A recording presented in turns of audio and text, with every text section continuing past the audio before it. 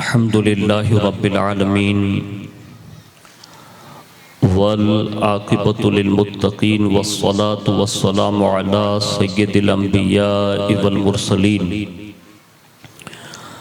व अला आलिहि व अस्हाबिहि व अज़वाजिहि व ज़ुर्रिय्यातिहि व अहल बैतिहि व इब्निहिल गौसिल अअज़मिल जीलानी व मुईनिल मिल्लति वद्दीन व शैख़िल इस्लामी वल मुस्लिमीन अअल हज़रतिल इमाम अहमद रज़ा व अला इबादिल्लाहिस सालिहीन अजमईन अम्मा बाद फ़अऊज़ु बिल्लाहि मिनश शैतानिर रजीम बिस्मिल्लाहिर रहमानिर रहीम आमनु व अमिलुस सालिहात सुम्मा तक़ौ व आमनु सुम्मा तक़ौ व अहसनु सदक़ल्लाहु मौलाना अज़ीम व बल्लगना रसूलुहुन नबियुल अमीनुल मुख्तारुल करीम व नहनु अला ज़ालिका लमिनश शाहिदीन व शाकिरीन वल्हम्दुलिल्लाहि रब्बिल आलमीन। आइए सबसे पहले मज़हब अहले सुन्नत वल जमाअत यानी कि मसलक आला हज़रत के कदीम दस्तूर के मुताबिक हम सब के आका व मौला हुज़ूर सरापा नूर सैयदना मुहम्मदुर रसूलुल्लाह सल्लल्लाहु ताला अलैहि वसल्लम की बारगाह पुन्नूर में जी लगाकर दुरूद पाक की नज़रें पेश कर लें। अल्लाहुम्मा सल्ली अला सैयदना मौलाना मुहम्मद मादनिल जूदी वल करम व आलिहि व अस्हाबिहि व बारिक वसल्लिम। नबी और आले नबी पर एक मरतबा और बावज़ बुलंद दुरूद पाक पढ़ें। अल्लाहुम्मा सल्ली अला सैयदना मौलाना मुहम्मद मादनिल जूदी वल करम व आलिहि व अस्हाबिहि व बारिक वसल्लिम। सलातुन व सलामुन अलैका या रसूल अल्लाह सल्लल्लाहु ताला अलैहि वसल्लम। हुसूल बरकत व नजात के लिए एक बार और दिल की गहराइयों से नबी और आले नबी पर दुरूद व सलाम पढ़ लें। सल्लल्लाहु अलैहि नबियुल उम्मी व आलिहि सल्लल्लाहु अलैहि वसल्लम। सलातुन व सलामुन अलैका या रसूल अल्लाह सल्लल्लाहु ताला अलैहि वसल्लम। अल्लाह रब्बुल इज़्ज़त की तौफीक से उसके प्यारे महबूब सल्लल्लाहु ताला अलैहि वसल्लम के तसद्दुक़ से बिलखुसूस पीराने पीर रोशन ज़मीर सैयदना शेख अब्दुल कादिर जीलानी अल मारूफ गौसुल आज़म दस्तगीर रज़ी अल्लाह तबारक व तआला अन्हु की निगाह इनायत से माह मुहर्रमुल हराम शरीफ की चौथी शब में सन हिजरी 1448 में राजकोट की तारीखी सरजमीन घाचीवाड़ में जश्न शुहदाए ताजदार करबला में हम और आप शिरकत की सआदत हासिल कर रहे हैं। अल्लाह रब्बुल इज़्ज़त हमारी आपकी सबकी हाज़िरी को कबूल फरमाएं और इस हाज़िरी को क़यामत के दिन रसूलुल्लाह के मुक़द्दस हाथों से हौज़े कौसर का जाम नसीब फरमाएं। किसी ने बारगाह अमीरुल मुमिनीन हज़रत सैयदना उस्मान गनी रज़ी अल्लाह तबारक व तआला अन्हु में खिराज पेश करते हुए यूँ कहा था कि वाह क्या मकाम है हज़रत उस्मान बिन अफ़्फ़ान तेरा, वाह क्या मकाम है हज़रत उस्मान बिन अफ़्फ़ान तेरा। बयां करता है शानो शौकत और मर्तबा कुरान तेरा, बयां करता है शानो शौकत और मर्तबा कुरान तेरा। और आवाज़े नबी पे हज़ारों लूटते थे घर में ज़ियाफ़त होती थी, आवाज़े नबी पर हज़ारों लूटते थे घर में ज़ियाफ़त होती थी। क्या सजदा था सखावत से प्यारे दस्तरखान तेरा। और कहते हैं नबी के नूर दो लेकर वो ज़ुन्नुरैन कहलाए, नबी के वो नूर दो लेकर ज़ुन्नुरैन कहलाए। उन्हें हासिल हुई यूं कुर्बे महबूबे रहमानी और उलूए शान कैसे बयां हो उस्मान प्यारे की। हया करती है आपसे रब की मखलूक के नूरानी। और किसी ने बड़े ही अनोखे अंदाज में किसी जगह पर यह कहा था कि खुदा ने आपको हादी दिया, मुस्तफ़ा ने शर्फ़े दामादी दिया। खुदा ने आपको हादी दिया, मुस्तफ़ा ने शर्फ़े दामादी दिया। कितना है फजले रब्बी, कैसी है अताए रसूल। और कहते हैं गुन चाहे बहिश्त में गए आका की रिफाकत में, गुंचहाए बहिश्त में गए आका की रिफाकत में, रफीकी यानी फिल जन्नह उस्मान फरमाए रसूल। एक मरतबा बड़ी मोहब्बत से दुरूद शरीफ पेश कर लें। अल्लाहुम्मा सल्ली अला सय्यदना मौलाना मुहम्मद मादनिल जुदी वल करम व अला आलिहि व अस्हाबिहि व बारिक वसल्लिम सलातुम व सलामन अलैका या रसूल अल्लाह सल्लल्लाहु तआला अलैहि व आलिहि वसल्लम। आज की इस नशिस्त में जिस उन्वान के तहत मुझे बारगाह हजरत उस्मान ज़ुन्नूरैन में अपना खिराज पेश करना है,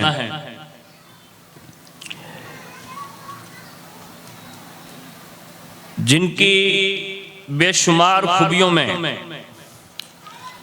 बहुत बड़ी खूबी एक ये थी कि अल्लाह रब्बुल इज़्ज़त ने आपको हयादार बनाया था।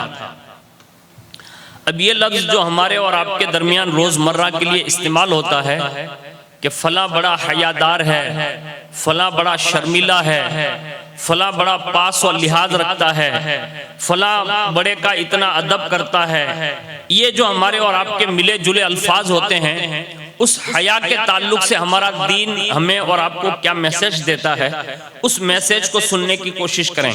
एक बात हमेशा याद रखें कि हया अगर मर्द में है तो अच्छा है, लेकिन अगर यही हया औरत में है तो ये सोने पे सुहागा है।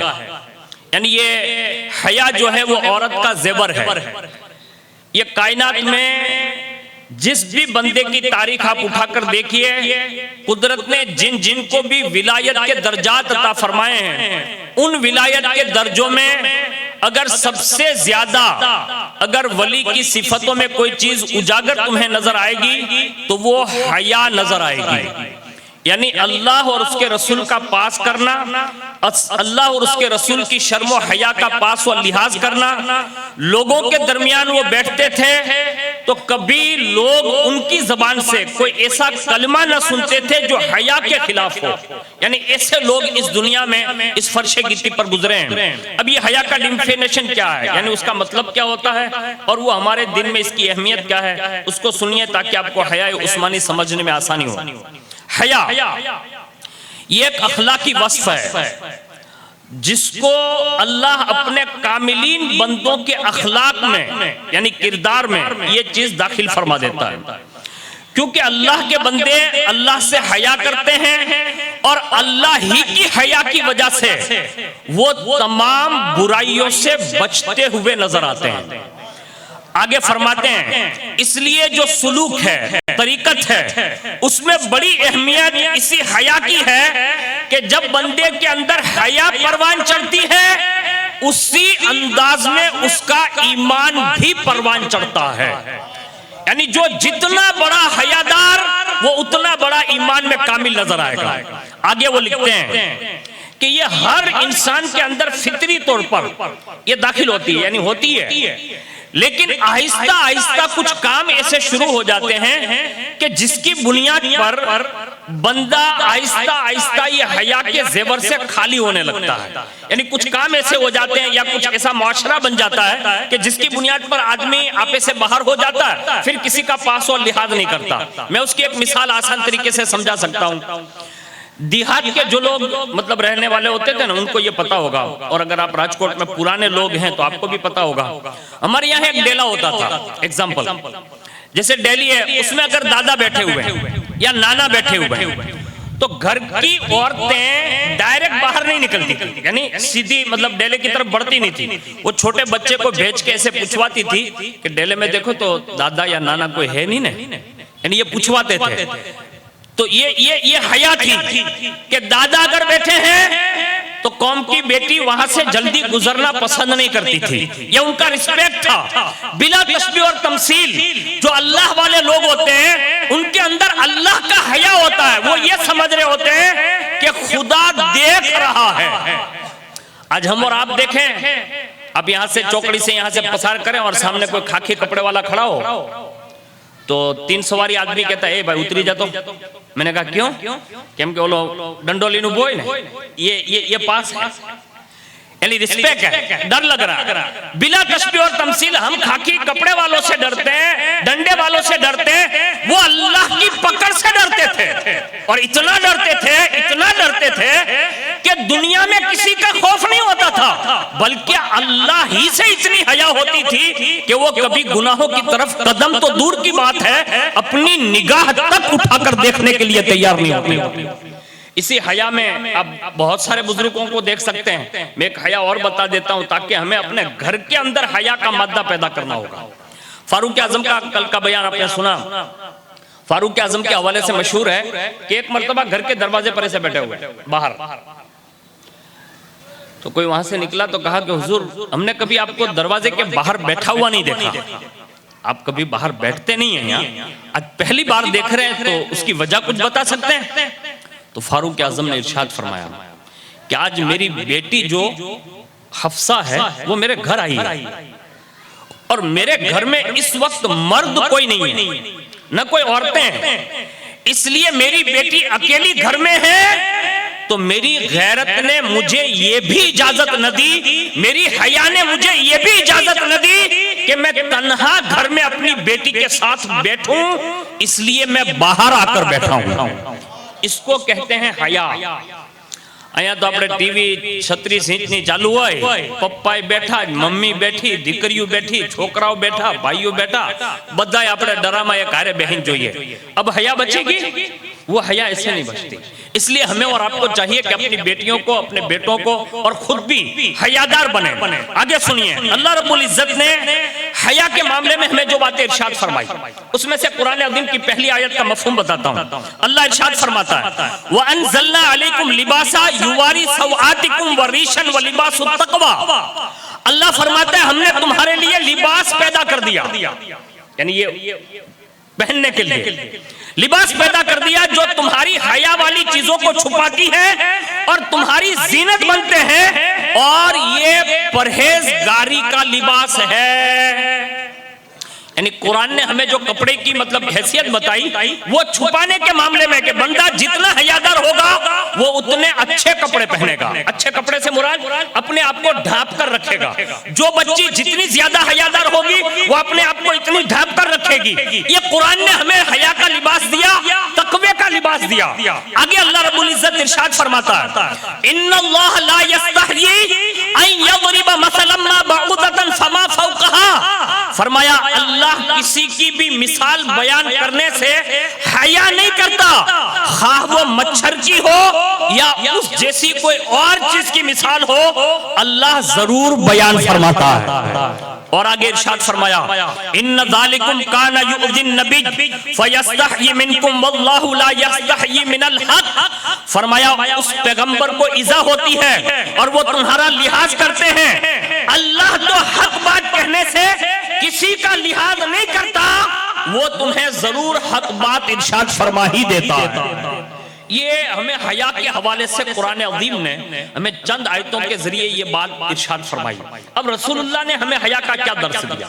पहली बात हुज़ूर ने इरशाद फरमाया, नहीं होती किसी चीज में हया मगर जब वो बेहयाई अपना लेता है तो बंदे को ये बेहयाई दागदार कर देती है, यानी उस पर दाग लग जाता है। और आगे फरमाता है, आगे फरमाया हुजूर ने, और नहीं होती किसी चीज में हया मगर उससे जीनत बख्शती है, यानी जिसके अंदर अपनी आंखों पर कंट्रोल है, अपने आप पर कंट्रोल है और वो अच्छे तखय्युलात का मालिक है, अच्छी सोच का मालिक है, तो अल्लाह ताला उस बंदे के अंदर हया की वजह से जीनत अता फरमा देता है। और आगे हुजूर ने इरशाद फरमाया, हुजूर ने इरशाद फरमाया नसीहत करते हुए, कहा हया ईमान का हिस्सा है, और फरमाया हया और ईमान ये लाजिम व मलजूम है, जिसमें से हया रुखसत हो जाए तो फरमाया उसके साथ उसका ईमान भी रुखसत हो जाता है। अभी आजकल के न्यूज आपके राजकोट के चल रहे हैं, आपने देखे और सुने होंगे क्या हालात बन रहे हैं। ये बेहयाई की वजह से इसलिए हमें और आपको चाहिए कि हया के हवाले से हमें और आपको अपने बच्चों को ये दर्स देना होगा कि ये ईमान का हिस्सा है और बेहतरीन खसलतों में से है, और जो जितना बेहतरीन खसलत का मालिक होगा आप उसमें देखिए वो इतना ही हयादार होगा। आज हमारे और आपके यहाँ बेहयाई का मतलब एक अंबार लगा हुआ है, जिसको आप यूं कह ले कि लोगों की मतलब ये तमीज जो थी ना वो जा चुकी है। उसकी सैकड़ों मिसालें आपको साल भर में मिलती नजर आएगी। उसकी मैं चंद मिसालें पढ़ता हूं, आपको समझ में आएगी। पहले हमारे यहाँ बच्चियों के जो मामलात होते थे, यानी मंगनी वगैरह के या शादी वगैरह के, हम उसमें क्या करते थे, हमारे बूढ़े बड़े जो होते थे ना वो एक दूसरे को खानदान की दावत वगैरह में एक दूसरे को देख लेते थे और बता देते थे कि इनके यहाँ बेटी है, इनके यहाँ बेटा है। अगर आप बोले तो बात आगे बढ़ा देते। वही बूढ़े लोग आपस में बात करके वो फाइनल कर लेते थे। आज बेहयाई कहाँ गई मालूम है? इस हद तक जा चुकी है कि अब यहाँ दूल्हा मंगनी में, यहाँ दुल्हन यानी अभी वो मियाँ बीवी नहीं है, अभी अजनबी है, मंगनी हुई नहीं, अभी मंगनी कराई जा रही है। यहाँ बेटी उसको मतलब अंगूठी पहना रही और वो किसके सामने? सबके बीच में। ये बेहयाई नहीं है? आप इसको फैशन समझ रहे हैं दुनिया में देख देख के? ये बेहयाई है और ये जहन्नम में ले जाने वाला काम है, अल्लाह की अज़ाब को दावत देने वाला काम है। आप किसी की बेटी को स्टेज पर लाकर सबके सामने बेपर्दा कर रहे हैं, आपको किसने इजाजत दी? उस पर अभी आपका हक नहीं है, उसके माँ बाप का हक है। लेकिन दोनों तरफ यानी दुल्हा और दुल्हन के दोनों के माँ बाप की हया मर जाती है और लोग ये कहते हैं कि मौलाना ये तो फैशन का दौर है, अभी ये नहीं करेंगे तो कब करेंगे? मैंने कहा जब बेटियां और बेटे जब बेहया हो जाएंगे तो फिर फरमा बरदार बेटों की तमन्ना मत करना। फिर बेटा शराबी ही पैदा होगा, बेटा जुआरी ही पैदा होगा, बेटा ज़ानी ही पैदा होगा, बेटा माज़अल्लाह गुनाहों को करने वाला ही पैदा होगा। अगर हयादार माँ बाप होते हैं तो उनकी कोख में शहीद आजम इमाम हुसैन जैसा बेटा जन्म लेता है, वरना ये सब आसान नहीं है जिसको हम और आप समझ बैठे हैं। हमारे यहाँ बेहयाई के दौर आप देख ही रहे हैं। अल्लाह के लिए कोशिश कीजिए, अपने बेटों के अंदर ये चीज पैदा कीजिए। हुजूर ने इरशाद फरमाया हर दीन में यानी हर मजहब में उम्दा खसलत होती है, अखलाक होते हैं, लेकिन मेरे दीन में सबसे अच्छी खसलत ये हया है। यानी पूरे मुकम्मल इस्लाम में हया है। हजरत आयशा फरमाती है कि रसूलुल्लाह इतना शर्माते थे, इतना शर्माते थे, इतना शर्माते थे कि जैसे कुंवारी बच्ची शर्माती है ना, इसी तरह हुजूर भी हया फरमाते थे। अब आप सोच सकते हैं कि जिस महबूब में इतनी हया हो तो मुझे बताओ जब वो अपनी बेटी के लिए दामाद ढूंढेगा तो कितना हयादार ढूंढेगा। साफ बात है ना। आज हमारे यहाँ तो इल्ला माशाअल्लाह हम अपनी बेटियों के रिश्तों के मामलात में भी निडर हो गए। अब समझ रहे हैं, बेखौफ हो गए। लोग ये कह रहे हैं कि अब रिश्ते जल्दी मिलते नहीं और मिलते तो लोग जल्दी एक्सेप्ट करते नहीं। अब हमारी बच्चियों की उम्रें निकल रही है। मैं आपको एकदम वाज़ेह दीन का रुकन बता दे रहा हूँ, अल्लाह करे आपकी समझ में आ जाए। हमारे यहाँ इस्लाम में ज्यादा से ज्यादा 9 से लेकर 12 तक में हमारी बेटी बालिग है। समझ रहे हैं आप मेरी बात? एकदम कंफर्म बता रहा हूं। अब ये सरकारी कानून बाद में बताता हूं, ये शरई कानून है। 9 या 12 उसमें बेटी बालिग है। बेटे के हवाले से 12 या 15 उसके हवाले से हमारा दिन कहता है ये दोनों बाकायदा बालिग हो चुके हैं। हमारे यहाँ निकाह की शरीयत की रूह से इजाजत है, लेकिन कानूनी एतबार से 18 उम्र है और 21 की उम्र है। अगर ये दोनों उम्र है और अच्छा कोई दीनदार रिश्ता मिल रहा है तो हम सबको जल्दी करना चाहिए। बेटा जवान हो तो उसके रिश्ते में भी जल्दी करे और बेटी जवान हो तो उसके रिश्ते में भी जल्दी करना चाहिए। ये हमारा दीन कहता है। अगर हमने इस पे तवज्जो नहीं दी और माज़अल्लाहि रब्बिल आलमीन अस्तगफिरुल्लाह, अल्लाह न करे, सदबार अल्लाह न करे, हमारे बेटे की निगाह गई कहीं 2-4 हो गई या हमारी बेटी के कदम लड़खड़ा गए तो हमारी ये जो नाक है ना, हम अपने मुआशरे में दिखाने के काबिल नहीं रहेंगे। आज हमारे यहाँ तो यह हाल है कि बेटे को पूछो ना कि बेटा तेरा रिश्ता अब तुम कहो तो तलाश करें, तो बेटा भी बेशर्म हुआ ना तो क्या कहता है, तुम मत तलाश करो, मैंने तलाश कर रखा है। यानी ये सगा बेटा बोल रहा है। यानी अब बेहयाई की हद है। और मैं आपको बताऊं तो आपको सुन के हैरत होगी, यहाँ मतलब रिश्ता तय हो चुका है। मिसाल के तौर पर मंगनी हो चुकी है। मंगनी होने के बाद शादी से पहले चंद तारीखों पहले 15-20 दिन पहले बाकायदा कैमरे वालों को लिया जाता है और रेस कोर्स जाया जाता है। अब समझ रहे हैं मेरी बात? वो दुल्हन को भी ले जाया जाता, वो दूल्हे को भी ले जाए, उसके पिक्चर बन रहे हैं। यानी आप कोई मतलब नई फिल्म शूट करना चाहते हैं, आप अपनी बेटी को घर से निकलकर उसके साथ में जाने की इजाजत दे रहे हैं, आपका दिल कैसे गवारा करता है? मुझे तो ये समझ में नहीं आ रहा। खुदारा कोशिश कीजिए, अपने बच्ची को बचाइए, अपने बेटे को भी बचाइए और खुददारी पैदा कीजिए।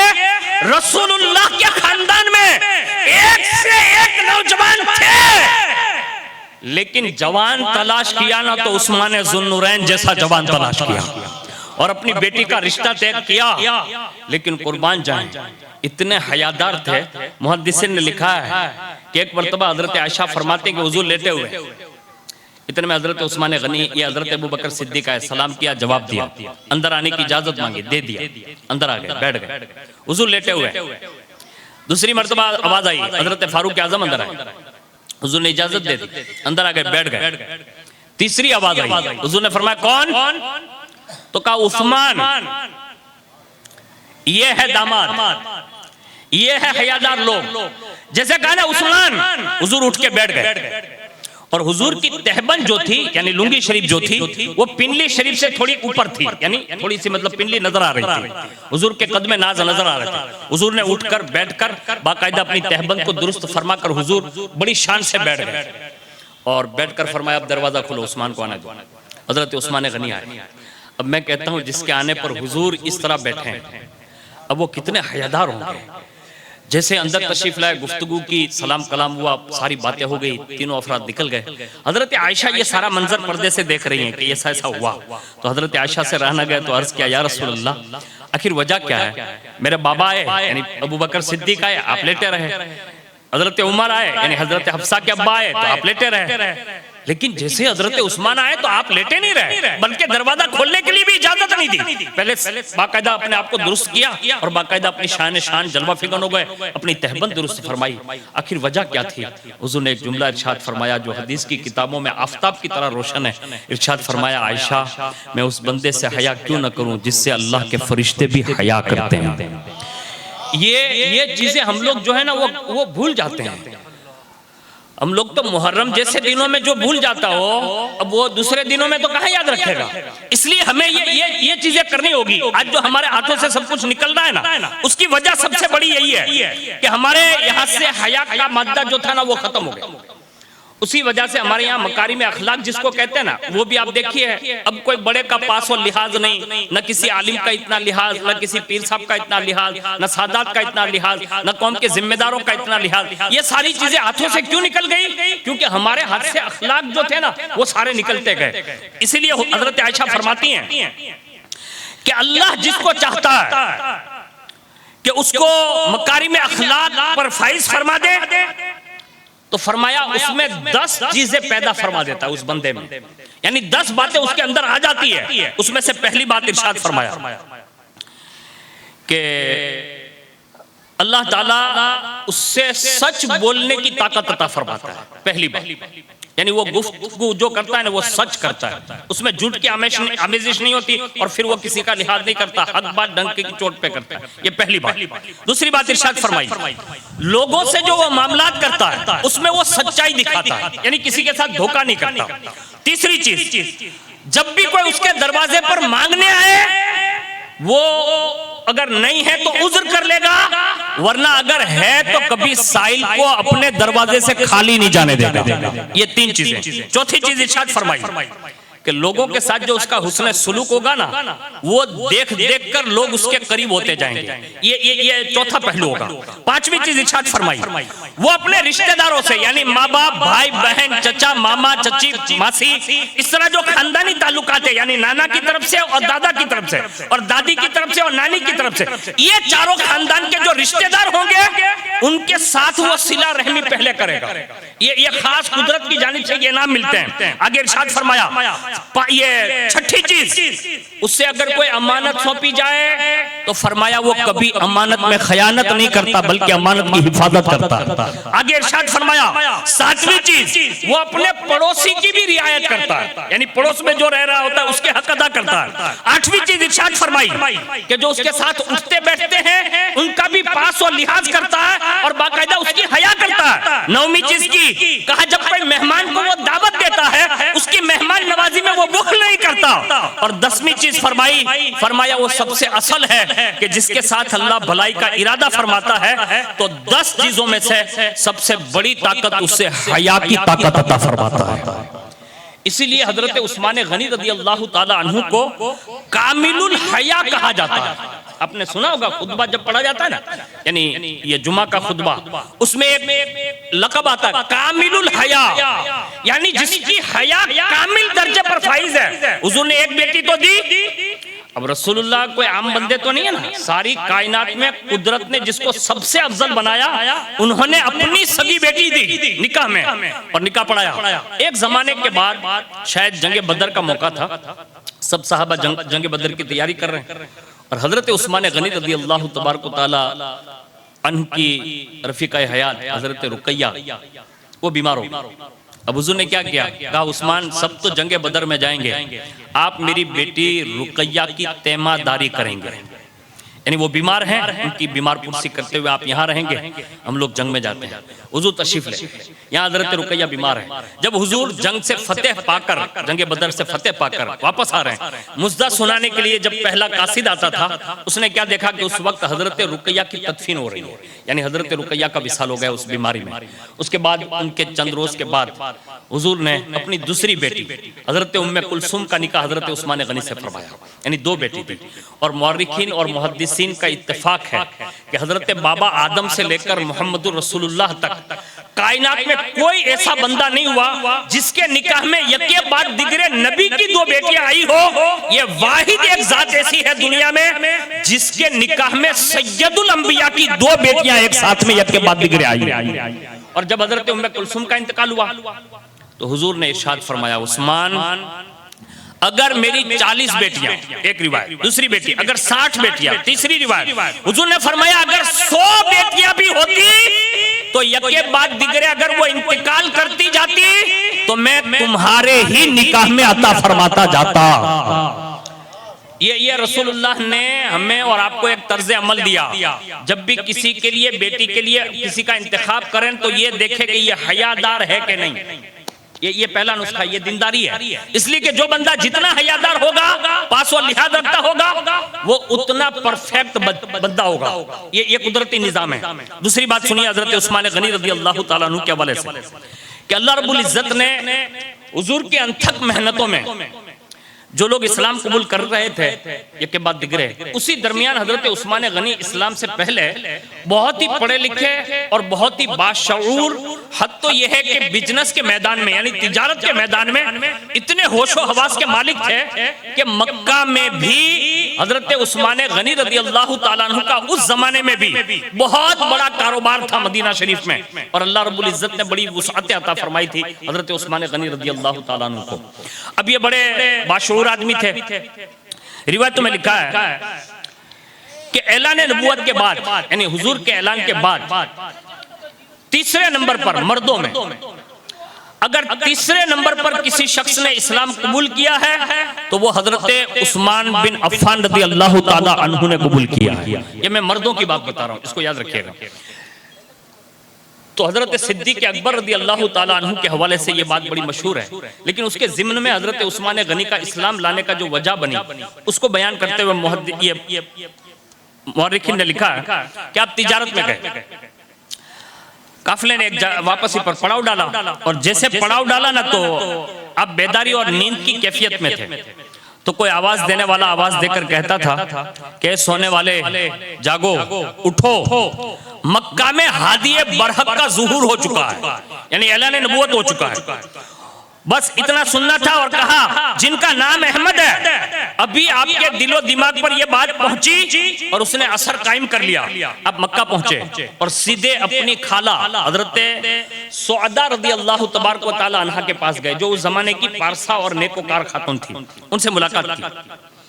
मुलाकात के दौरान हुजूर के ऐलान नबूवत का तज़किरा अपने खालाजाद से मतलब ये खाला से करने लगे, तो उन्होंने फरमाया, कहा उस्मान जानते हो मोहम्मद बिन अब्दुल्ला कौन है? तो कहा कौन है? कहा ये अल्लाह के रसूल है। पहली गवाही।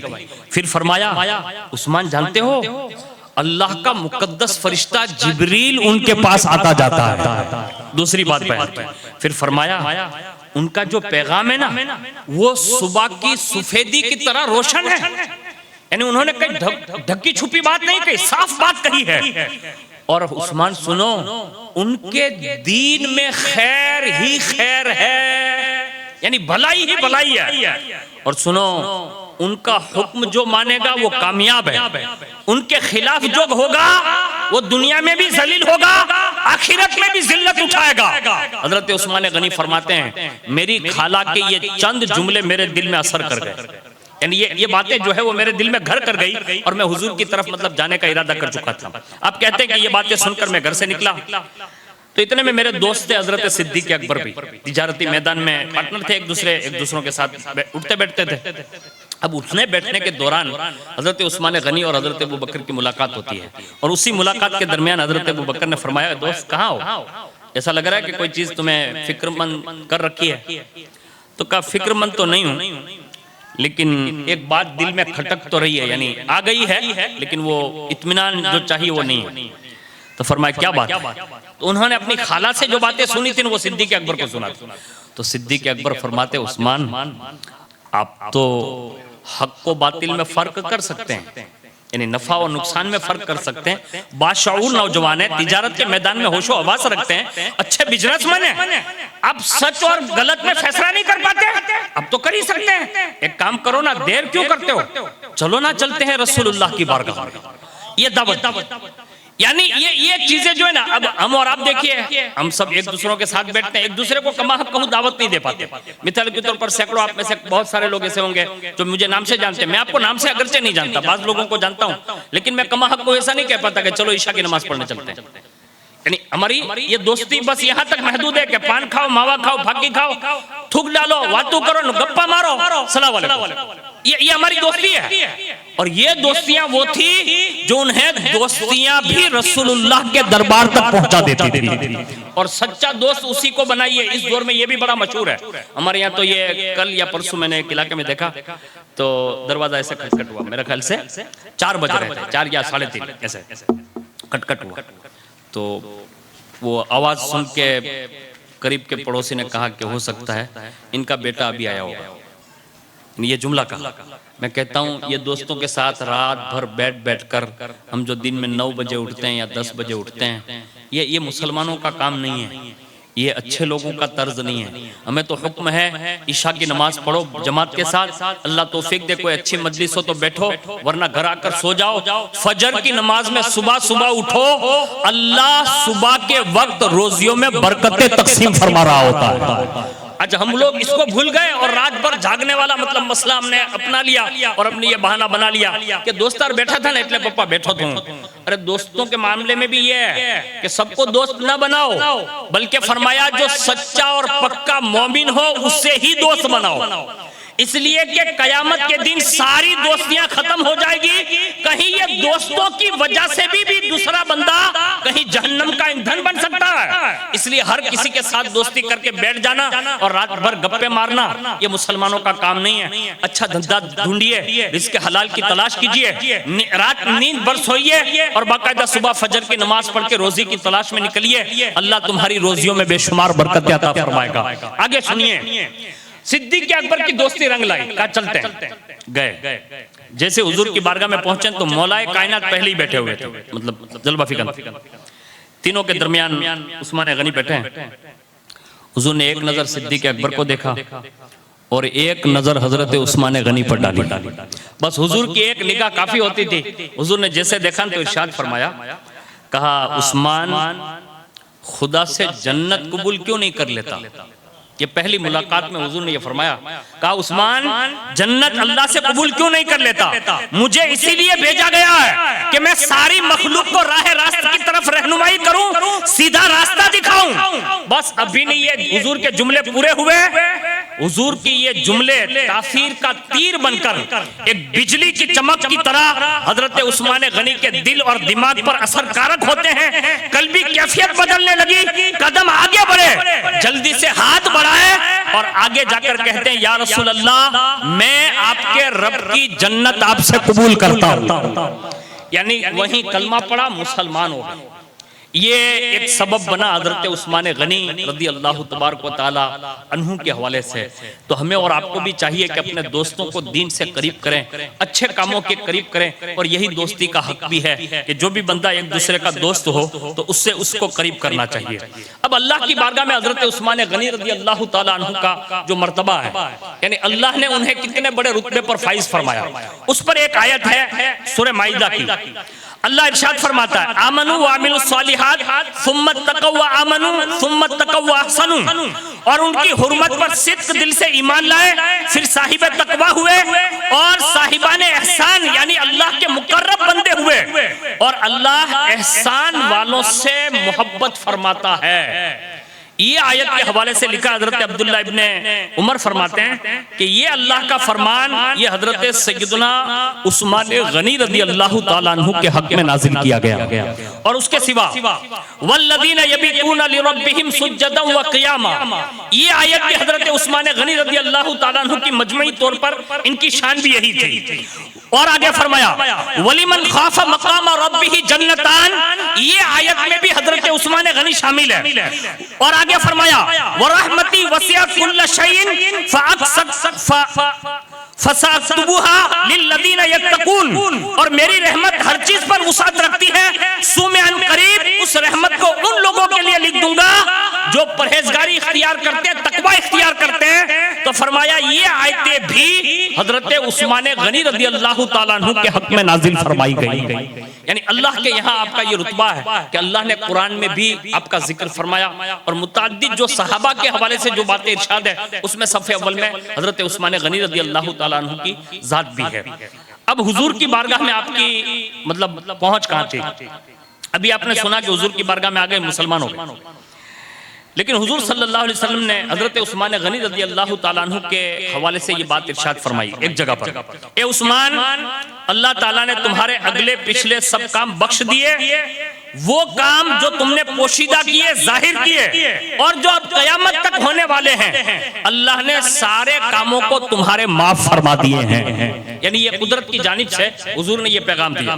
दूसरी जगह पर हुजूर से इतनी हजरत उस्मान गनी से इतनी मोहब्बत थी कि अगर माज़ अल्लाह रब्बिल आलमीन, अभी के हालात बड़े नाजुक है और हर दौर में ऐसा हुआ है, कोई माज़ अल्लाह अहले बैत के खिलाफ भड़काता था, कोई सहाबा के खिलाफ भड़काता था।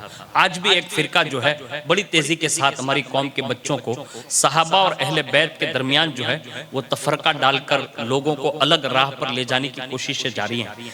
अगर कोई भी बंदा ऐसा नजर आए जो अहले बैत के हवाले से या सहाबा के हवाले से कोई टिप्पणी करे, यानी कोई बात कहे या नाज़िबा कलमात कहे, हमारा फर्ज ये बनता है पहले उसको नसीहत करेंगे। अगर वो हमारी नसीहत कबूल इस मामले में नहीं करता, हम फौरी तौर पर उससे दूर हो जाएंगे। क्यों? वजह यह है कि सहाबा और अहले बैत के गुस्ताख और बेअदब को रसूलुल्लाह की बारगाह में कोई जगह नसीब नहीं होगी। ये कुदरत का फैसला हो चुका है और ये अल्लाह की तरफ से वादा है। हमें किसी के बारे में कुछ भी कहने से पहले करोड़ों मर्तबा हमें और आपको सबको सोचना चाहिए। ऐसा हमें अपने आप को भी बनाना होगा, अपने दोस्तों में भी ये बात शेयर करनी होगी। सुनिए, हुजूर की बारगाह में एक जनाजा लाया गया। जैसे हुजूर के सामने जनाजा लाया गया, लोगों ने कहा हुजूर नमाज जनाजा पढ़ाते। हुजूर ने इरशाद फरमाया, कहा मैं इनकी नमाज जनाजा नहीं पढ़ता, इनको ले जाओ, दूसरा कोई पढ़ा देगा।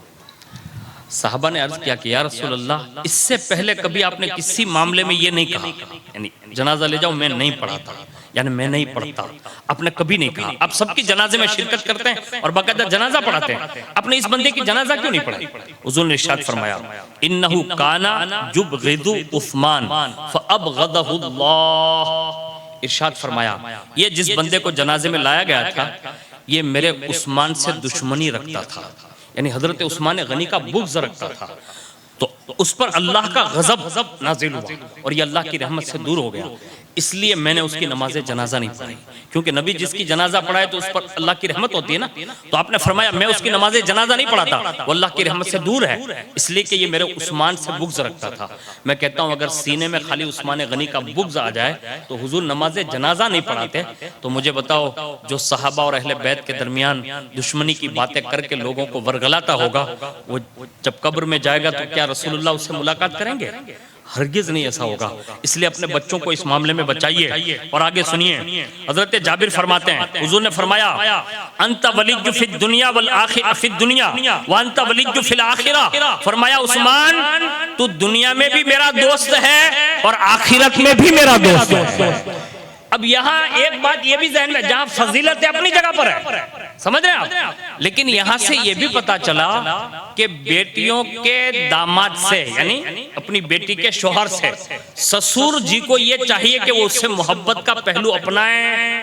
हमारे यहाँ तो ये होता है कि हम में से तो कोई इल्ला माशाल्लाह, मैंने तो जितनों को भी देखा है जिनकी बेटियां जहां जहां भी ब्याही गई है, और ये पूरी दुनिया जानती है, मैं कहने के लिए नहीं कर रहा हूँ, एक जनरली गुफ्तगू कर रहा हूँ। मैं अक्सर ऐसा मुशाहिदा करता हूँ, कभी कभी अगर किसी को कहा जाए ना कि आपकी बेटी यहाँ बाजू में दी हुई, अच्छा तो आप कभी नहीं जाते तो क्या कहते मालूम है, ले बेटी के वहां थोड़ी जाना चाहिए, ऐसा रुझान बना हुआ है कि बेटी का थोड़ा पानी पीना चाहिए, अपने जाने देना चाहिए, इनको अपने लेना थोड़ी चाहिए।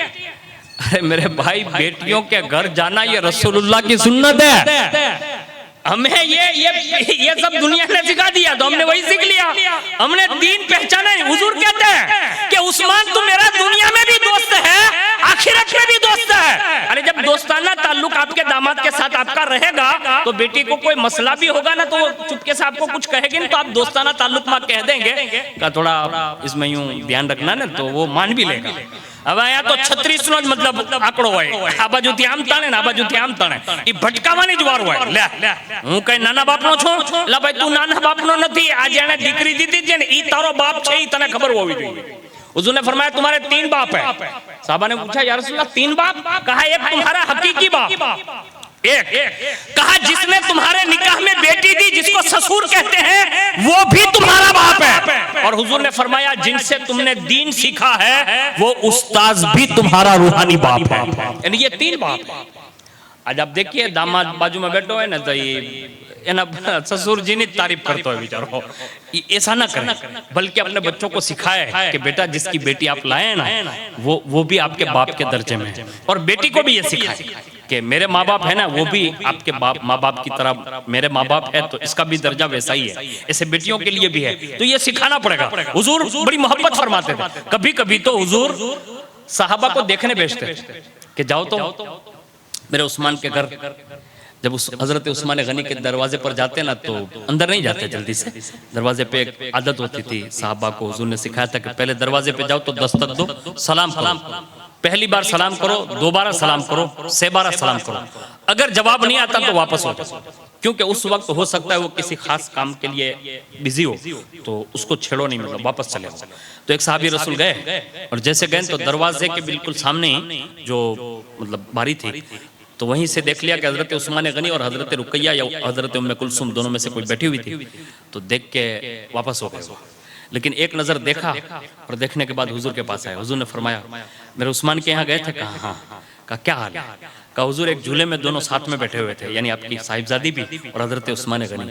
लेकिन वो साहबी कहते हैं या रसूल अल्लाह मैंने जोड़े तो बहुत देखे हैं, यानी जोड़ियां मियाँ बीवी की तो बहुत देखी है, लेकिन उस्मान और हजरत रुकैया जैसी जोड़ी कभी नहीं देखी।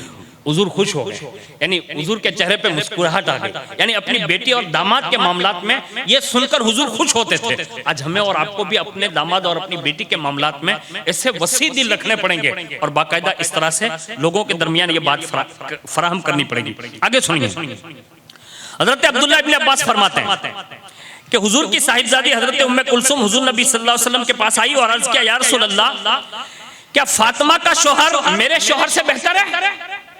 अब देखिए मौला अली भी शौहर है ना, मतलब हजरत फातिमा के शौहर है, और यहाँ हजरत उम्मे कुलसुम है रसूलुल्लाह की सगी बेटी। तो फरमाया क्या फातिमा के शौहर और मेरे शौहर ये उनसे बेहतर है? तो हुजूर ने थोड़ी देर के लिए खामोश रहे हुजूर, फिर फरमाया तुम्हारा खामिन अल्लाह और उसके रसूल से मोहब्बत करता है।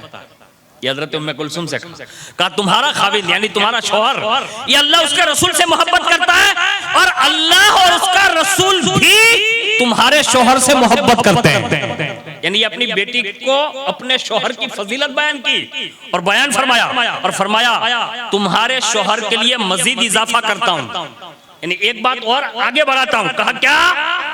कहा अगर तुम जन्नत में दाखिल होगी तो उस्मान का भी एक मकाम देखोगी कि मेरे सहाबा में से किसी को ऐसा मकाम न देखोगी जैसा तुम्हारे उस्मान के लिए वहां मकाम होगा। यानी ये रसूलुल्लाह ने हजरत उम्मे कुलसुम से कहा। और सवाल भी देखे, अपनी बहन के मामलात में सवाल किया था ना। हमारे यहाँ भी कभी कभी ऐसा होता है, इल्ला माशाअल्लाह, मैं सबकी बात नहीं करती, 2-3 बेटियां हो तो हम कहीं ब्याह देते हैं। एक बड़े खानदान में दी है रोकड़ा वाला न्या, यानी पैसा वाला न्या, एक को गरीब ने न्या दी दिन बे बेनो पोताना मतलब जोर आ रहा है तो माँ बाप नी तवज्जो फोकस नहीं अमीर હોય કે ગરીબ છે, દીકરીનો ઘરવાળો છે એટલે સેમ। यानी दोनों बेटियां हैं ना आपकी, तो दोनों बेटियां। अब बैलेंस अगर आपने नहीं रखा, हो सकता है, अल्लाह ना करे, हो सकता है उस बेटी को जिसको आपने दुखियारे के यहाँ दी है, यानी गरीब के यहाँ दी है, उसके दिल को चोट पहुंचेगी, हो सकता है। लेकिन यहाँ देखिए एक बात, हजरत सैयदा कायनात को जहां दिए मौला अली के साथ, मौला अली के पास खुद का बज़ाहिर मकान भी नहीं, और यहाँ उस्मान गनी इतने मालदार हैं। लेकिन आप देखिए बड़े बड़े निकाहों में जहां तकरीरें होती हैं, वहां हजरत उस्मान गनी के निकाह का तस्करा नहीं होता, सैयदा कायनात के निकाह का तस्करा होता है। यानी मौला अली की शान बयान की जाती है और लोगों को यह बताया जाता है कि हुजूर ने भी बड़ी शान से मौला अली को भी बयान किया, सैयदा को भी बयान किया, और साथ में उस्मान गनी, रुकैया, हजरत उम्मे कुलसुम को भी बयान किया, और बैलेंस करके बताया कि अपनी बेटियों को भी यूं बयान करो और अपने दामादों के मामले में भी ऐसा रुसूख रखोगे तो दुनिया में हर जगह अल्लाह तुम्हें मसावात अता फरमा देगा। ये हमारा दीन है। लेकिन हमारे यहाँ कमजोरियां आ गई, ये मोबाइल की वजह से, टीवी की वजह से। ये मुनफरिद जो एजाज था ना, वो हुजूर ने बयान फरमाया, और उसके साथ साथ में हुजूर ने कई एजाजात बयान फरमाए। उसमें से एक बात, हमारी और आपकी सोच, जब हम बड़े मालदार होते जाते हैं, ज्यादा पैसा आता जाता है, तो आदमी थोड़ा दिन से दूर हो जाता है, उलमा से दूर हो जाता है, सादात से दूर हो जाता है, मस्जिद से दूर हो जाता है। सबकी बात नहीं कर रहा हूं, कुछ लोग मतलब ऐसा मिजाज लोगों का बन जाता है, ये सबकी बात नहीं है। एक मिसाल दे रहा हूं जनरली तौर पर, याद रखिए, कुदरत चाहे अगर अरबपति या खरबपति कुछ भी बना दे, अपना रिश्ता कभी मस्जिद से तोड़ना नहीं, एक नंबर। दूसरी बात, चाहे आप अरबपति खरबपति यहां तक के प्रधानमंत्री भी बन जाओ ना हिंदुस्तान के, फिर भी सादात पीराने इज़ाम उलमा से अपना रिश्ता कभी तोड़ना नहीं, अपने माँ बाप से भी कभी रिश्ता तोड़ना नहीं, अपने रिश्तेदारों से भी रिश्ता तोड़ना नहीं। अलग रहते मत सीख जाना कि हम लोग तो इतने बड़े फैमिली वाले लोग हैं कि हमारे घर पर हमारी इजाजत के बिना तो हमारा भाई भी घुस नहीं सकता, हमारे माँ बाप भी नहीं आ सकते। ऐसे कौन से मालदार है? यानी ऐसे मालदार न बनिए, बल्कि ऐसे मालदार बनिए कि तुम्हें देखे ना तो देखकर लोगों को रसूलुल्लाह की सीरत याद आ जानी चाहिए।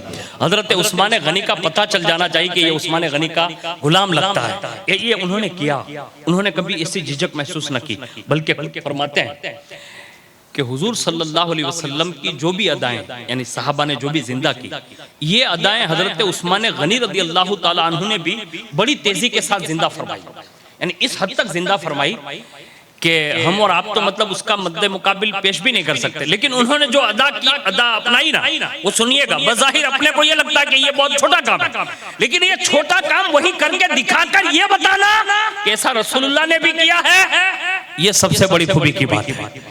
उसकी मैं मिसाल पेश कर रहा हूँ।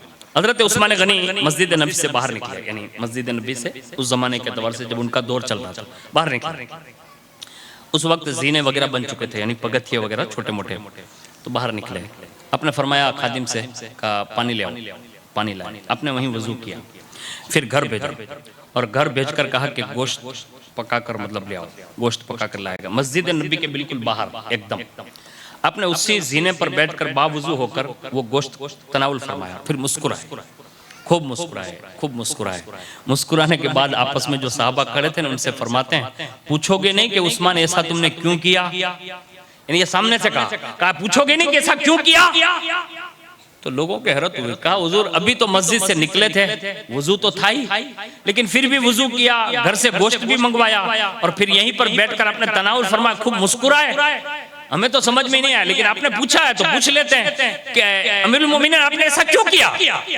तो फरमाते हैं, मैंने जिंदगी में एक बार रसूलुल्लाह को ऐसा करते देखा था, तो मैंने सोचा कि मैं भी इसी हाल पे हूँ, अभी इस हाल पे हूँ, तो कम अज कम जाते जाते मैं भी रसूलुल्लाह की उस सुन्नत को जिंदा कर दूं। यानी ये काम हजरत उस्मान गनी रज़ी अल्लाह ताला अन्हु ने किया और बाकायदा लोगों को ये बताया कि रसूलुल्लाह से यूं मोहब्बत की जाती है। आगे सुनिए, हुजूर सल्लल्लाहु अलैहि वसल्लम ने हजरत उस्मान गनी को एक शर्फ ये भी अता फरमाया कि जब हुजूर उम्रा के लिए तशरीफ ले जाने लगे और जब हुदैबिया के मकाम पर पहुंचे तो कुफ्फार की तरफ से कुछ लोग कासिद आए और पूरे के पूरे 1500 सहाबा को वहां रोक दिया गया हुजूर के साथ मकाम हुदैबिया पर। कहा आप मक्का नहीं जा सकते।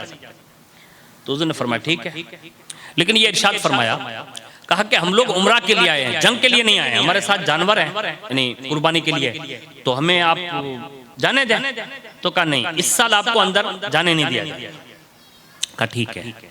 हुजूर ने ये बात तस्लीम कर ली। उसके बाद हुजूर ने हजरत उस्मान गनी को अपना मुअत्तबर और मुअत्तमद समझकर मक्का भेजा। कहा उस्मान आप जाओ, यानी मक्का में बड़ा उनका नाम था उस जमाने में भी। तो कहा आपकी बात ये लोग रख लेंगे और जाके देख के आओ और उनसे कहो कि हम लोग उम्रा की नीयत से आए हैं और आपने हमें रोक लिया है, हालांकि हमारे साथ मतलब जानवर भी है और हम लोग एहराम में हैं। हजरत उस्मान गनी गए और वहां जाकर लोगों को समझाया बुझाया, बहुत कुछ बातें की, लेकिन वो एक से दो नहीं हुए, यानी उन्होंने आने की इजाजत नहीं दी। अब हजरत उस्मान गनी अभी मक्का में थे। तो देखिए हुजूर से मोहब्बत का एक तकाजा ये भी है। लोगों ने कहा कि उस्मान आप तो आ गए हैं यहाँ मक्का शरीफ में, तो एक काम करो, अभी उन लोगों को तो मक्का में आने की इजाजत नहीं, इसलिए वो तो वहीं एहराम खोल के जानवर ज़बह करके वापस हो जाएंगे, अपना हल्का करवा कर वापस हो जाएंगे। अब एक काम करो, आप यहाँ तक आ गए हैं तो कम से कम काबे का तवाफ कर लो। हजरत उस्मान गनी का मिजाज देखिए, फरमाते हैं उस्मान उस वक्त तक तवाफ नहीं कर सकता जब तक कि आमिना के लाल तवाफ न कर ले। हालांकि वो काबे में हरम में, उसके बावजूद भी हुजूर का लिहाज किया, कहा मैं ये नहीं करता, नहीं किया तवाफ। और बाज लोगों ने हजरत उस्मान गनी की शहादत के हवाले से, यानी आप शहीद कर दिए गए, ये अफवाह फैला दी और ये अफवाह फैलते फैलते हुदैबिया के मकाम तक भी पहुंच गई। और जब ये वहां पहुंची तो जैसे हुजूर को पता चला और सहाबा आपस में जमा हुए तो हुजूर ने सब लोगों से बैत लेना शुरू कर दिया कि अब अगर हजरत उस्मान गनी को अगर शहीद किया गया, ये बात अगर दुरुस्त है तो हम ये बैत करते हैं एक दूसरे के साथ, मेरे हाथ पे सब लोग बैत करो। 1500 सहाबा ने एक के बाद दिगरे हुजूर के हाथ पर बैत की।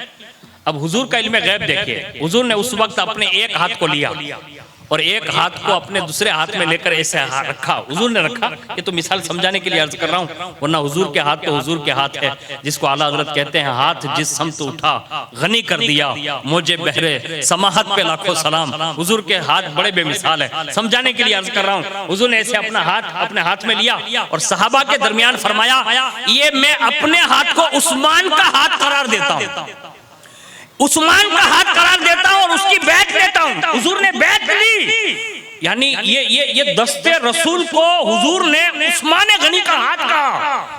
और जब हजरत उस्मान गनी वापस तशरीफ लाए और लोगों ने जब बताया ना, कहा उस्मान आपके हाथ को हुजूर ने अपना हाथ कहकर, यानी अपने हाथ को तुम्हारा हाथ कहकर बैत फरमाई है। हजरत उस्मान गनी फरमाते हैं बिगैर उज़्र शरई मैंने कभी फिर उस हाथ को बेहयाई वाली चीजों यानी जगहों तक मैंने कभी वो पहुंचाया नहीं, इसलिए कि इस हाथ को रसूलुल्लाह ने अपना हाथ कहा था। यानी ये हयाए उस्मानी है, यानी जिंदगी भर उन्होंने रसूलुल्लाह सल्लल्लाहु अलैहि वसल्लम के उस मुकद्दस कहने का मतलब ये हया रखा। ये हजरत उस्मान गनी की खुसूसियत में दाखिल है। आगे सुनिए, हुजूर ने बहुत सारे सहाबा यानी 10 अशरे मुबशरा जिसको कहते हैं ना, नाम लेकर ये फरमाया ये जन्नती है, नाम लेकर ये फरमाया ये जन्नती है, नाम लेकर फरमाया ये जन्नती है। उन 10 लोगों में हजरत उस्मान गनी भी शामिल है, लेकिन कभी कभी स्पेशल हजरत उस्मान गनी रज़ी अल्लाह ताला अन्हु के लिए जन्नत बशारत अता फरमाई।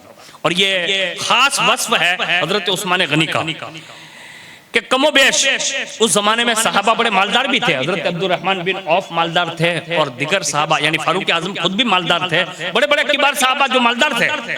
लेकिन उन मालदार सहाबा में भी हजरत उस्मान गनी हुजूर की उम्मत के मामले में बड़े हसास थे। जब भी उम्मत को जरूरत पड़ती ना, यानी कौम को जरूरत पड़ती, उस कौम की जरूरत के मुताबिक आप अपना रोल अदा फरमाते थे। एक मरतबा जब हिजरत करके मदीना शरीफ सब लोग आ गए, हिजरतें तो दो हुई, लेकिन दोनों में हजरत उस्मान गनी शरीफ थे। यानी पहली हिजरत में भी थे, दूसरी हिजरत में भी थे। दूसरी हिजरत करके जब मदीना शरीफ आ गए और सहाबा में जब पानी की किल्लत हुई, और जाहिर सी बात है कि उस जमाने के एतबार से मदीना शरीफ में जो है वो खारे कुएं होते थे, यानी मीठे कुएं नहीं होते थे। उस वक्त एक बंदा था जिसके पास बीरे रुमा का चश्मा था, वो यहूदी था। अब उसके पास ये कुआं था।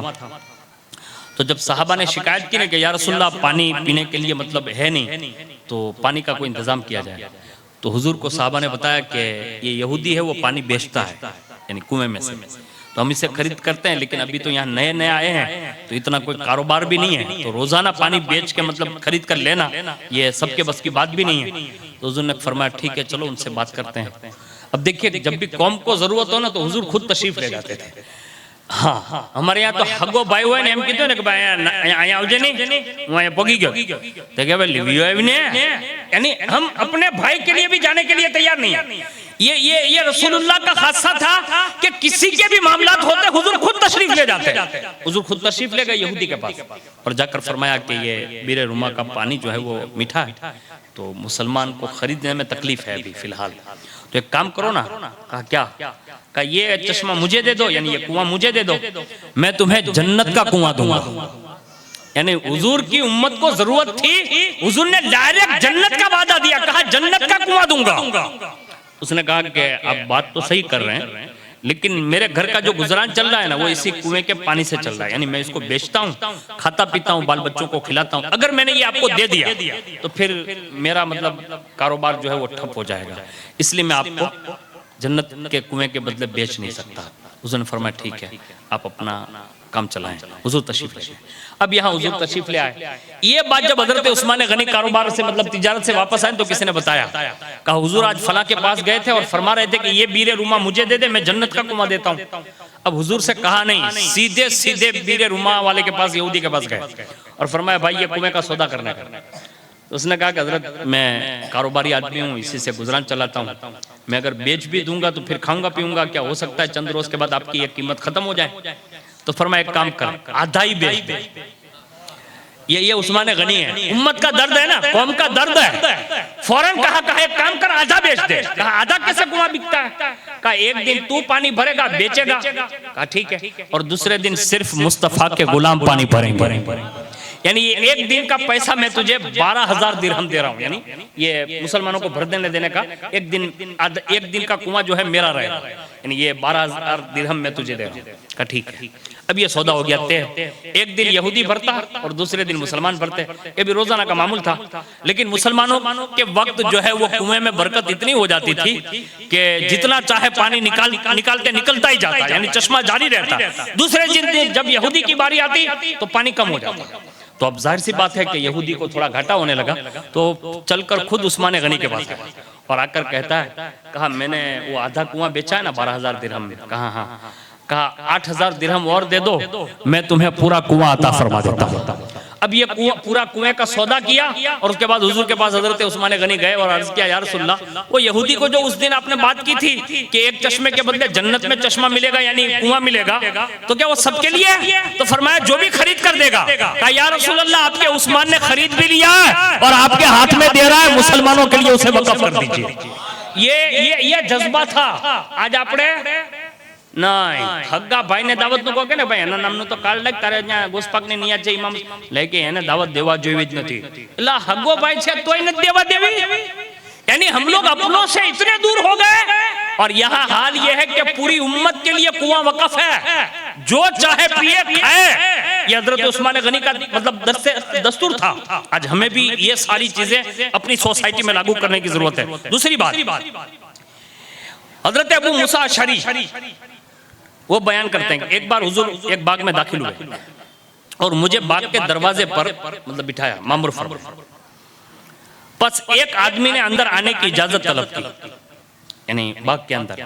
तो हुजूर ने फरमाया अबू मूसा अंदर जो बाग में बंदा आ रहा है ना उसको मेरी तरफ से जन्नत की बशारत अता करता। यानी ये हुजूर बाग में बैठे हुए, अंदर एक बंदा दाखिल होने जा रहा है। हजरत अबू मूसा अशअरी से फरमाते हैं दरवाजा खोलो, जो बंदा आ रहा है ना उसको जन्नत की बशारत दो। अब जैसे आप फरमाते मैंने दरवाजा खोला ना तो सामने अबू बकर सिद्दीक खड़े थे, यानी पहली जन्नत की बशारत अबू बकर सिद्दीक के लिए। फिर दूसरे आदमी के बारे में फरमाया ये बंदा जो आ रहा है ना उनको भी जन्नत की बशारत दे दो। जैसे मैंने दरवाजा खोला आप फरमाते हैं तो मैंने देखा कि उमर बिन खत्ताब खड़े, तो मैंने उनको भी जन्नत की बशारत दी। फिर एक और शख्स आया तो हुजूर ने फरमाया थोड़ी देर खामोश रहने के बाद फरमाया इन्हें भी इजाजत दे दो और जन्नत की बशारत भी देना, लेकिन कहना कि मसाइब व मुश्किलात उन्हें पहुंचेंगे और जब वो पहुंचे तो उस पर वो सब्र का दामन थामे रखे। और जैसे ही ये कहा हजरत अबू मूसा अशअरी कहते हैं मैं दरवाजे पर गया और जैसे दरवाजा खोला ना तो हजरत उस्मान ज़ुन्नुरैन रज़ी अल्लाह तबारक व तआला अन्हु सामने खड़े थे। मैंने जन्नत की बशारत भी दी और हुजूर ने जो मुसीबत आने के मामले में ये बात इरशाद फरमाई थी, कहा कि उस्मान पर जो है वो मसाइब आएंगे यानी मुसीबतें आएगी। और बाकायदा ऐसा हुआ कि हजरत उस्मान गनी रज़ी अल्लाह तआला अन्हु के दौर में बाकायदा ये मिजाज बना और हजरत उस्मान गनी रज़ी अल्लाह तआला अन्हु की जो शहादत के मामलात जो बने उसमें एक वजह ये बयान की जाती है, अल्लाह बेहतर जाना, किताबों में ये बात लिखी हुई है कि आपकी जो अंगूठी थी यानी जो अंगूठी एक पहन रखे थे और उसमें मुहर जो लगाने की होती थी खलीफा वक्त की, वो किसी कुएं के करीब आप बैठे थे और वो अंदर गई और जैसे वो अंदर चली गई फिर आपने बहुत सारे तेरैयों को कुएं के अंदर भेजा भी, तलाश करवाया, लेकिन फिर वो अंगूठी नसीब न हुई। उसी दिन से जो है हजरत उस्मान गनी रज़ी अल्लाह तआला अन्हु के मामलात में एक बंदे का बयान किया जाता है जिसका नाम था अब्दुल्ला इब्न सबा। उसने एक साजिश गढ़ी और ये मुनाफिक था। बज़ाहिर हजरत उस्मान गनी के दौर में मुसलमान हुआ, लेकिन उसने मुसलमानों के दरमियान इफ्तिराक डाला यानी टुकड़े किए और उसने इस हद तक टुकड़े किए कि माज़अल्लाहि रब्बिल आलमीन हजरत उस्मान गनी की जो शहादत का सबब बना ना उसमें सबसे बड़ा रोल इसी मुनाफिक अब्दुल्ला इब्न सबा का था और उसने वो सारा रोल मतलब प्ले किया। और उसी में एक जमाना वो आया कि इसके अंदर में बसरा के लोग, कूफा के लोग, मिस्र के लोग, ये सारे लोग शरीक हुए और हजरत उस्मान गनी रज़ी अल्लाह तआला अन्हु को शहीद करने के लिए उन्होंने उनके घर को ऐसे घेर लिया। अब जब चारों तरफ से ये बलवाइयों ने घेर लिया तो हजरत मौला अली तशरीफ लाए और हजरत उस्मान गनी से इजाजत मांगी कि आप इजाजत दे दें, मैं इन सबको मतलब हटा देता हूँ। तो कहा कि नहीं। अब ये बलवाई जो लोग आए थे 700 हजरत मोहम्मद बिन अबू बकर के साथ वापस, तो उनको एक खत मिल गया था जो मरवान का लिखा हुआ था। तो हजरत उस्मान गनी से मौला अली ने फरमाया कि ये खत मिला है आपके हवाले से, तो ये खत आपका है? तो आपने फरमाया खत मेरा नहीं यानी मैंने लिखा नहीं, मोहर मेरी है, ऊँटनी मेरी है, ये गुलाम भी मेरा, लेकिन इसको मैंने भेजा नहीं। और उस पर हजरत उस्मान गनी ने कसम खाई यानी अल्लाह की कसम उठाई। हालांकि कसम उठाना दुरुस्त नहीं, लेकिन जब कोई खास बात हो तो उस पर कसम खाकर अपनी बात में वजन रखने के लिए कसम खाने की इजाजत रुखसत मिलती है। उस वक्त मौला अली के सामने आपने कसम खाई और इरशाद फरमाया अली मैं अल्लाह की कसम खाकर कहता हूँ कि इस मामले में मेरा हाथ नहीं है, यानी ये खत मैंने नहीं लिखा।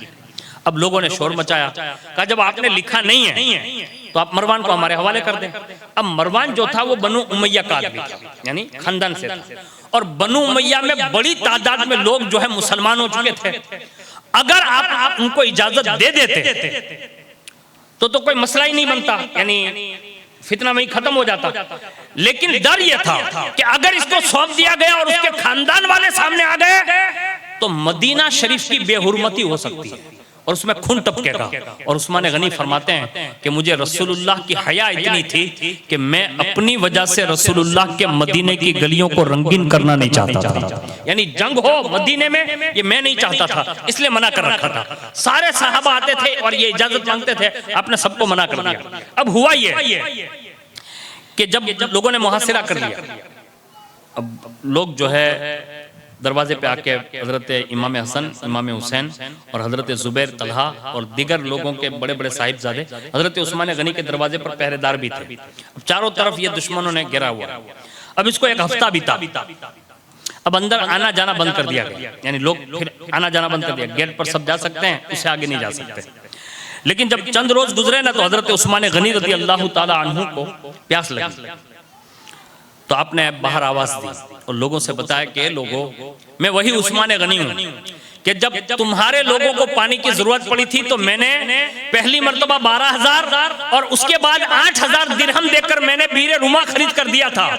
आज आप मुझ पर पानी बंद कर रहे हैं। आपको जब मस्जिद नबी में जगह कम पड़ने लगी, मैंने अपना पैसा देकर मस्जिद नबी को वसी किया था। आज आप मेरे लिए मस्जिद नबी में जाने के लिए मुझे मना कर रहे हैं। यानी ये सारी बातें लोगों को याद दिलाते रहे। सब लोगों ने शोर मचाया, कोई तवज्जो न दी। किसी ने जाकर मौला अली को खबर दी कि हजरत उस्मान गनी बाहर आकर ये दरवाजे पर आकर ये ऐलान कर रहे हैं। मौला अली खुद तशरीफ लाए। आपके पास 3 मशकीज़े थे, भरकर साथ में तलवार लेकर बांधे हुए तशरीफ ले जा रहे थे और रसूलुल्लाह का अमामा भी बांधा हुआ था। लोगों से कहा कि आप ऐसा क्यों कर रहे हैं, यानी ये पानी बंद करना ये मुसलमानों का काम नहीं है, आप ऐसा काम कर रहे हैं। देखो कहीं ऐसा ना हो, मौला अली ने फरमाया, कहीं ऐसा ना हो कि अगर तुमने हजरत उस्मान गनी को सताया या उनको तकलीफ दी तो कहीं अल्लाह का गजब नाजिल ना हो जाए। ये मौला अली रज़ी अल्लाह ताला अन्हु तकरीर कर रहे हैं इन 700 लोगों के सामने का ऐसा ना करो, गजब इलाही को दावत न दो। मगर इन जालिमों ने क्या किया कि मौला अली जो मशकीज़ें लेकर आए थे ना उसको फोड़ दी, यानी पानी बहा दिया। मौला अली ने जब देखा नहीं कि अब ये मेरा भी हया नहीं करते तो मौला अली वापस तशरीफ ले गए। और उम्मुल मुमिनीन में हजरत उम्मे हबीबा रज़ी अल्लाह तबारक व तआला अन्हा हयात थी, उनको भेजा कि आप लेकर जाएं पानी, हो सकता है कि आप रसूलुल्लाह की बीवी है तो वो आपका हया करेंगे, तो आप तशरीफ ले गई। तो उन लोगों ने आपका भी हया नहीं किया, यानी माज़अल्लाहि रब्बिल आलमीन आपके खच्चर को भड़काया और जब वो भड़का तो आप जिस खच्चर पर सवार थी गिरते गिरते आप बची और आप भी वापस तशरीफ ले आई। ये वाकया देखकर पूरे मदीने में मतलब एक सन्नाटा छा गया कि अब ये लोग हटने वाले लोग नहीं हैं और हजरत उस्मान गनी रज़ी अल्लाह ताला अन्हु को जो है वो शहीद करके ही छोड़ेंगे। उसके बाद कमो बेशी ये 1 हफ्ता 2 हफ्ता 3 हफ्ते यहाँ तक के ये दिन बढ़ते गए, यहाँ तक के 50 दिन तकरीबन हजरत उस्मान गनी को इन लोगों ने घर में ही बंद रहने दिया।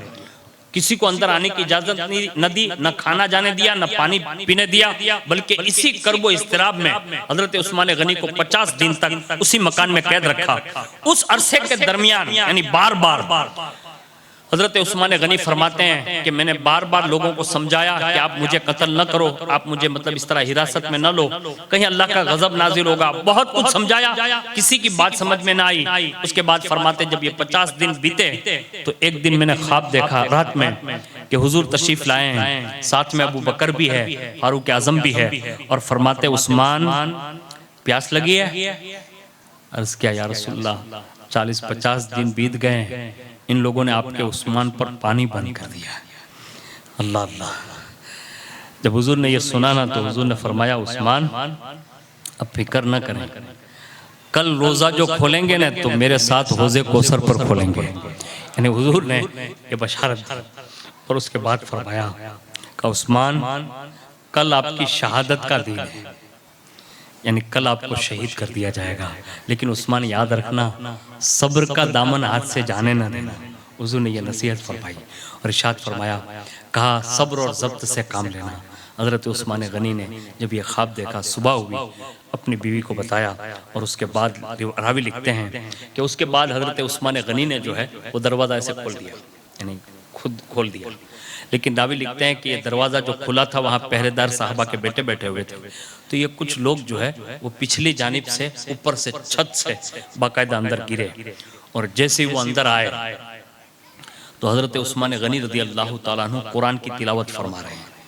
आपकी बीवी हज़रत वाइला या आइला ये आप करीब में बैठी हुई हैं और हज़रत उस्मान गनी रज़ी अल्लाह ताला अन्हु ने जब देखा तो करीब में आते आते सबसे पहले मोहम्मद बिन अबू बकर ने ऐसे आपकी दाढ़ी पकड़ी, तो आपने इरशाद फरमाया, ए मोहम्मद अगर ये आपके बाबा देखते हैं तो आपको अच्छा नहीं समझते, आप वापस हो जाए। मोहम्मद बिन अबू बकर वहां से निकल गए। अब उनके साथ जो 2 बंदे आए थे उन्होंने माज़अल्लाहि रब्बिल आलमीन हजरत उस्मान गनी रज़ी अल्लाह ताला अन्हु पर वार किया और बाकायदा वो वार जब आप पर किया गया तो इस हद तक गहरा था कि 3 जख्म आपके माथे पर इतने गहरे आए कि सर पर भी और बाकायदा वो सर जो है इतना जख्मी हो गया कि अब उससे निकलने का कोई मतलब रास्ता ही नहीं था। तीसरा, आपकी छाती पर उन दोनों ने बर्छी के इतनी नोकें मतलब अंदर डाली कि पूरा सीना जो है वो बर्छी से भर गया। यहाँ तक के जब वो बर्छी मारते थे हजरत उस्मान गनी के सीने में, तो अल्लाह अकबर, रावी लिखते हैं कि वो खून का जो फुवारा निकलता था ना, तो पहला फुवारा जो निकला वो कुरान की एक आयत है, फसयकफिकहुमुल्लाह वहुवा समीउल अलीम, उस पर गिरा। और जब ये इतने जख्म पहुंच चुके और उन दोनों ने हजरत उस्मान गनी रदी अल्लाह तआला अन्हु को शहीद कर दिया, तो आपकी अहलिया ने जोर से मतलब आवाज लगाई, और उसी के साथ में हजरत उस्मान गनी ने भी एक आवाज लगाई, अशहदु अल्ला इलाहा इल्लल्लाह व अशहदु अन्ना मुहम्मदन अब्दुहु व रसूलुहु। ये कलमा पढ़ा और जमीन पर आप तशरीफ ले आए, और उन लोगों ने फिर हजरत उस्मान गनी की पसलियों को तोड़ना शुरू किया, यानी आप पर कूदने लगे वो, यहाँ तक कि आपकी 3 पसलियां तोड़ दी, और आपकी अहलिया यानी आपकी बीवी के हाथ को भी जख्मी किया, आपके जेवरात को भी लूटा, और आपके घर के अंदर जो साजो सामान था वो भी वो लोग लूट कर वो लोग फरार हो गए। ये हजरत उस्मान गनी रदी अल्लाह तआला अन्हु की शहादत का सबब बना कि आप इस दुनिया से तशरीफ ले गए। इन्ना लिल्लाहि व इन्ना इलैहि राजिऊन। लोगों, हमें ये दास्तान सुनाते हुए ये पता चलता है कि दुनिया जब गालिब होती है और हुकूमतें जब गलबा पाती है, तो फिर वो लोगों को हजरत उस्मान गनी जैसे लोग भी नजर नहीं आते। इसलिए दुनिया से राब्ता कम करके अपने दीन से राब्ता जोड़ो, आखिरत की तरफ रुझान जोड़ोगे तो अल्लाह ताला तुम्हारा दीन भी बचा लेगा, तुम्हारी दुनिया भी बचा लेगा, और अल्लाह ने चाहा तो हमारी आखिरत के मामलात भी अल्लाह दुरुस्त और बेहतर फरमा देगा। अल्लाह ताला से दुआ करता हूँ, अल्लाह ताला मुझे, आपको, सबको हुजूर सल्लल्लाहु अलैहि वसल्लम की सच्ची मोहब्बत अता फरमाएं, हुजूर के सहाबा और अहले बैत की सच्ची मोहब्बत अता फरमाएं, उनके नक्शे कदम पर चलते हुए हमें सिराते मुस्तकीम पर चलने की तौफीक अता फरमाएं। अल्लाह करीम, जितने भी लोग हम लोग हाजिर हैं, हम सब की हाजिरी को कबूल फरमा। हजरत उस्मान गनी की हया बयान की गई, उनकी सखावत बयान की गई, उनके फज़ाइल व कमालात बयान किए गए। अल्लाह सारी चीज़ों को अपनी बारगाह में कबूल फरमा ले। अल्लाह हमारी कौम की बेटियों को, हमारी कौम के जवानों को भी उस्मानी अता फरमा। अल्लाह सखावत उस्मानी अता फरमा।